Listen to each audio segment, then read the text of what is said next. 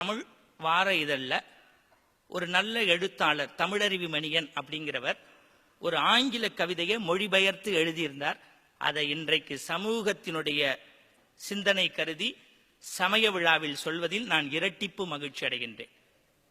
ஒரு பெரிய பையன் சாஃப்ட்வேர் முடிச்சு நல்ல வேலைக்கு முடிச்சு வெளிநாட்டுக்கு போயிட்டான். 73 வயசு அவன் அம்மாவுக்கு. அவன் வந்துருவான்னு எதிர்பார்த்தா வரல. மாமிக்கு ஹார்ட் அட்டாக் வந்துடுத்து. ஒரு கையில நெஞ்ச பிடிச்சிட்டு இன்னொரு கையில பேனாவை எடுத்து அவ பையனுக்கு ஒரு லெட்டர் எழுதினான்.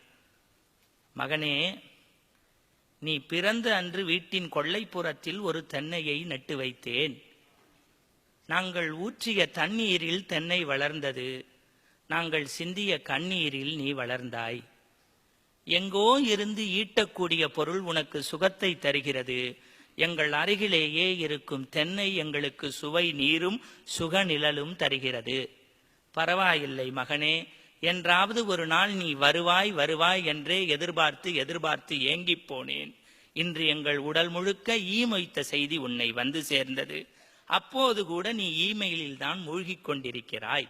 எங்களுடைய இறுதி கூட்டத்தில் நீ கலந்து கொள்ளாமல் போனாலும் நீ என்று நினைத்து நாங்கள் வளர்த்த தென்னை எங்களை ஓலையாக மாறி பத்திரமாக ஊர் எல்லை வரை சேர்க்கும். அழாதே, இப்படிக்கு அம்மா. அதை படிச்சுட்டு என் பங்குக்கு நான் 2 வார்த்தை சேர்த்தேன். அப்படியே அவசர விசா கிடைத்து வந்தாலும் ஈம காரியங்களை 3 நாளைக்கு மேல் செய்யாதே. தொடர்ந்து தலைகுளித்தால் 4வது நாள் உனக்கு ஜலதோஷம் வந்துவிடும். மாத்திரை கொடுப்பதற்கு அம்மா மயான பூமியில் சாம்பலாய் இருப்பேன். இது சத்தியம்.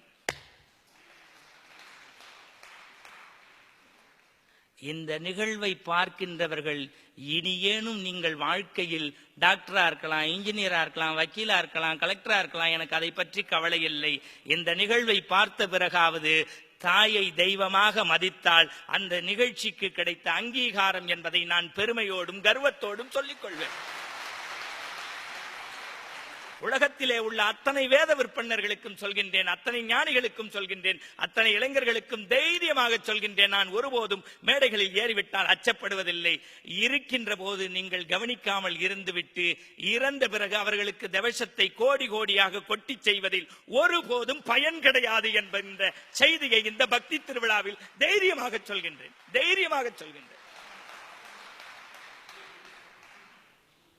நான் சொல்லவில்லை, நபிகள் நாயகம் சொல்கின்றார். என் தாயினுடைய திருவடிதான் எனக்கு சொர்க்கம் என்று சொல்கிறார்.